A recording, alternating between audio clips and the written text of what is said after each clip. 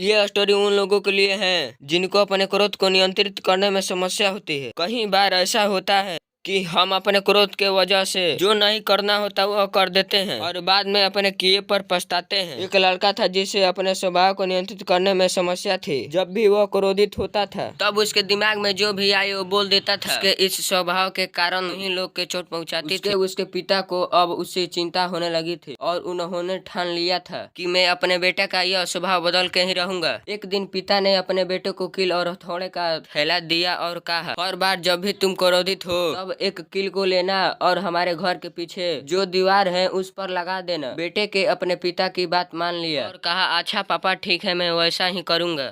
कुछ ही दिनों में तो बेटे ने इतनी सारी कील लगा दी कि आधा थैला खत्म ही हो गया। अब कील की संख्या धीरे धीरे कम हो रही थी और साथ में ही उसका क्रोध भी नियंत्रण में आ रहा था। एक दिन ऐसा आया कि उसका क्रोध संपूर्ण नियंत्रण में आ गया था। उसने अपने पिताजी को बताया कि पापा अब मेरे स्वभाव बदल गए हैं और अब मैं अपने क्रोध को नियंत्रण ला सकता हूँ। उसके पिता ने उसको हर दिन एक कील निकालने को कहा और कहा कि अपना आप न खोए। बेटे ने भी पिता का कहना मान लिया और हर रोज दीवार पर लगी कील में से एक कील निकालने लगा। अंत में एक दिन ऐसा आया कि वो लड़का आखिर कील निकाल रहा था। पिता ने अपने बेटों से कहा कि तुमने बेटे बहुत अच्छा किया, पर क्या तुम इस दीवार में जो छेद हैं वो देखते हो? बेटे ने कहा कि जी पापा, मैं देख रहा हूँ कि वे छेद वैसे के वैसे ही रहे हैं।